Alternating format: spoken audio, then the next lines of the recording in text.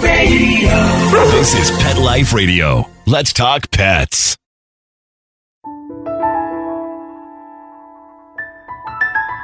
Rappaport to the rescue with award-winning animal advocate, best-selling author, journalist, and pet products creator, Jill Rappaport.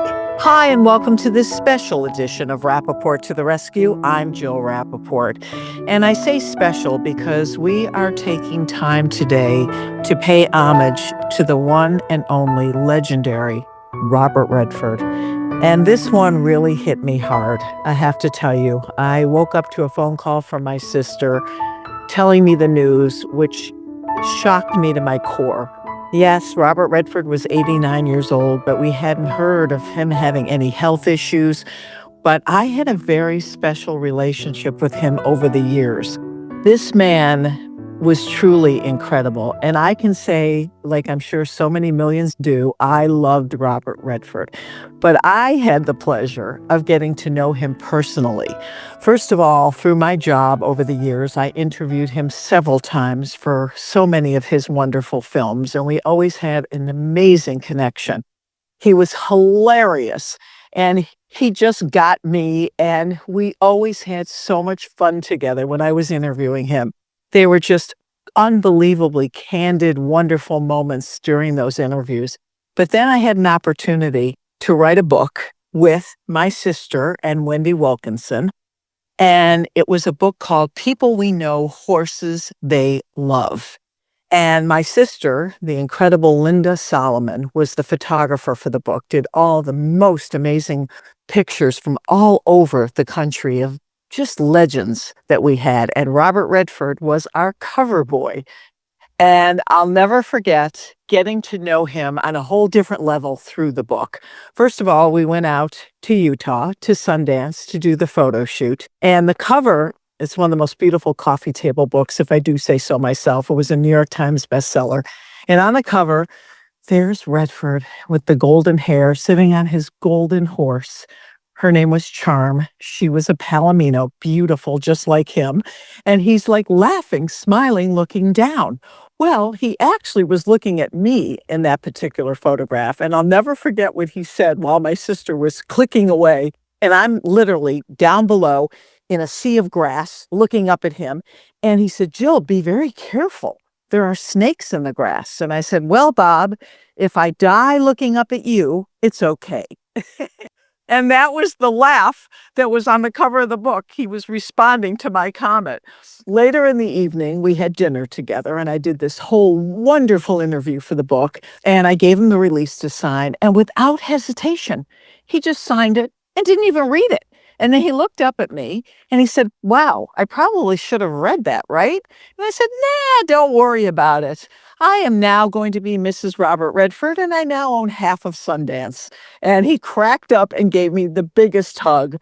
He was just hilarious. And I'll never forget the next day. I don't ski, but he encouraged me to go up on the chairlift with him. And I'm thinking, who's ever going to turn down that invitation, sitting in a chairlift with Robert Redford, right? My first time, we're going up the mountain, and I don't love heights. I ride horses, but I really don't love heights. And I never forget, I looked at him and I said, I'm so scared, I'm so nervous, and you should know when I get scared, I can't talk. And he looks at me and goes, ooh, let's keep you scared then.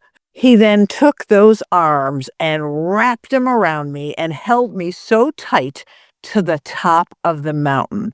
You want to talk about memorable experiences?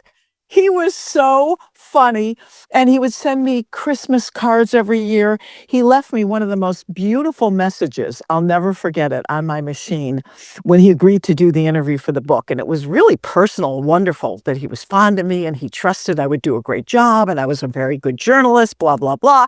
And I thought, this is the most incredible thing. And back then, answering machines, hello, I saved it. And well, we had a power outage. And you know, if you ever had an answering machine, if you ever lost power, it would literally take out everything and rewind and erase all the messages.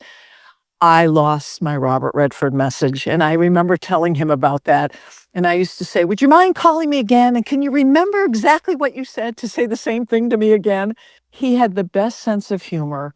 He was just the most wonderful man. He was one of the first outspoken environmentalists. He truly cared and lived for the health of our planet. He absolutely adored and was so concerned about our animals. He loved horses. He loved dogs. He was just so committed to making this planet a better, safer, healthier place for our generation and the generations to come. And I was so obsessed with him. I have to tell you, I named my Palomino Sundance. If you ring my phone, and Mark, you know this, Mark Winter, the founder of Pet Life Radio, my phone ring is the way we were. He left such an indelible mark on me. He was just amazing, not to mention drop dead gorgeous. There isn't a woman I know that doesn't dream and fantasize about being able to take that blonde coif of hair and run your finger through it the way Barbara Streisand did in The Way We Were. Just everything about him, all of his movies, his character, his personality. He will be so deeply missed. And I'm really going to miss that beautiful Christmas card he would send me every year. So, Bob, this show is dedicated to you today, to all of the amazing things you have done in your life and how everywhere everyone is thinking about you today and your legacy. And I am so blessed to have known you and spent time with you. What a gift. Wow. When we come back, we will be talking to Netta DeMaio, who is the president and founder of Return to Freedom, an organization that is working diligently to save our wild horses and burros.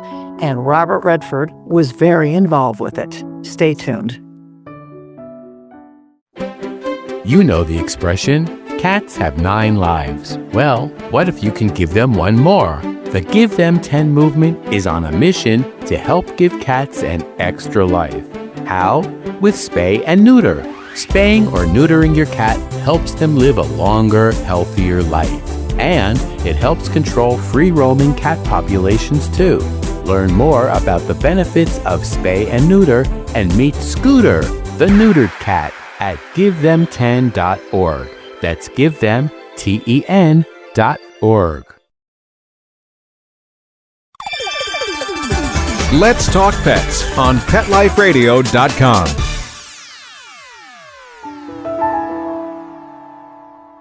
Welcome back to Rappaport to the Rescue on this really sad day. Just losing Robert Redford shook me to my core.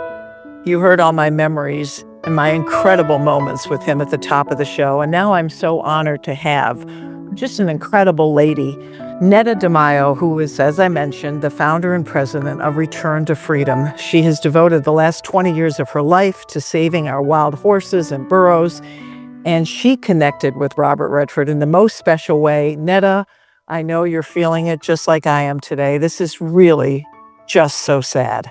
Yeah, thank you for, calling me this morning. You were one of the first texts I got, woken up by everyone mourning around the country. It's unbelievable, and it's hard to talk because whether you knew him personally or not, he just was so special as a human being in how he shared his vision, how he manifested his visions and inspired people about creativity in the West and all kinds of, all kinds of things.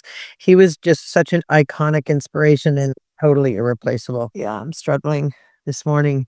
I know. It really is, because for those of us that were lucky enough to have had a relationship with him above just being super fans from his incredible movies. And it's so funny when I was talking about him, Ned, at the top, I mentioned The Way We Were because every woman can relate to the scene of the hair and how his beauty physically, but it's really so much more about his character and his work off screen that left the mark on me. And I know when you met him, he was one of the first to jump in and help you. And I believe he's on your board. Yeah.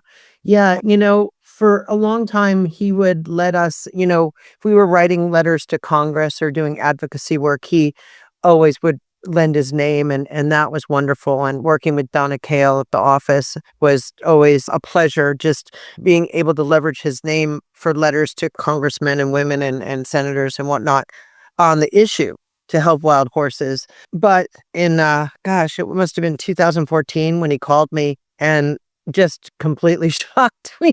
And it was just such an uplifting experience to actually come into his orbit and really, be welcomed, and him saying, look, I want to help more. And in that introduction, as you know, happened through a mutual friend of ours, Andrea Eastman, who is an amazing woman and dog and animal and horse advocate. She's done so much, and she's too sad today. I asked her if she wanted to jump on the podcast, but she's mourning. Obviously, they're very old friends, and her story is so funny how she was out in the middle of a lake on a boat in Alaska. And she gets a phone call, and she can't hear it very well. She goes, who is this? Who is this? And he goes, it's Bob. It's Bob Redford. And then she goes, oh my God, I'm on a boat in the middle of Alaska. And then he said, I am besieged with requests to help and to be involved with various entities and organizations to help the horses. And I know that who should I call? So of course she said, well, you need to call Netta. So that was just an honor. And it was just something I'm going to cry. I'm so grateful for that introduction, and from someone I care about, Andrea Eastman, and all the wonderful work she's done for animals. And then Bob just called me, and he was just a light that just entered, and we all were so uplifted by him, aligning with Return to Freedom. And he wanted to be on the board, and he just said, I'm busy. I know you're going to know it. I'm busy. Just leverage my name whenever you can, and I'll do what I can to help, and I'll be available when I can. It says so much about you and your organization that Bob wanted to be part of it and the work that you do. And I remember when we were doing the book, he was so thrilled to know that you were also going to be in the book, a chapter on what you do. And it really was so important to him to save the wild mustangs and the burros. This was at the core of his being, wasn't it? Yeah, I mean, it's hard to really, I was thinking about it this morning to see where he begins and where the West starts, and where he's so emblematic of just everything we love about the West. Yeah. And he loves horses, wild and domestic, as you know. And I think he just felt like he wanted to do what he could. And everyone expects so much of luminaries, like they're going to save them all. We've all found over the years that it just doesn't work like that. But to have him as a champion certainly infused the issue with a positivity and an iconic acknowledgement that only he could do. I can't say enough about him, the person that I met, and just how much fun it was to meet him and to cross paths. And, he called me that day and he just said, hey, Netta, it's Bob Redford. I'm like, what? So we met down in Santa Monica for brunch or something somewhere, and I'm waiting, and he comes in all sweaty. He'd been jogging, and I hear this guy go, finally, at last we meet. And I look up, and he's standing there smiling and sweating and had just been jogging. And I popped up and hugged him, and he grabbed me by the face so lovingly and said, come on, and gave me a big kiss. And we just sat down and we talked for like 4 hours. And it was so fun because I felt like we knew each other forever, and like he got me. Well, it's so interesting that you say he got me. That's exactly the words I used at the top of the podcast. He got me. He did not want to talk about himself. He wanted to learn about you. He made you feel like you were the most important person in the world, in the room at that moment. And I was so struck by that. Yeah, simple, ordinary human being. The world without him is definitely a much sadder place. And we should only be grateful that we did get to know him. And he made such a difference, not only in your life, but your wonderful organization. He really raised awareness for what you're trying to do for the wild horses and burros. So again, another thing that he did to truly save lives. So thank you so much, Netta. Thank you, Jill. And I know we share that love for him. So I'm so sorry for our loss and everyone's loss today. And if you want to do a good thing in honor of Bob, you know it was all about animals and the planet. So please look up Return to Freedom and donate. Bob would love it. Do it in his memory today. This is something that would make him smile, that big, beautiful smile, knowing that his passing made you do something. Thank you for that. Thank you. All right, and thank you, Netta, and thank you all for listening to this bittersweet edition of Rappaport to the Rescue, paying homage to the one and only, truly the one and only Robert Redford. Let's Talk Pets, every week on demand, only on PetLifeRadio.com.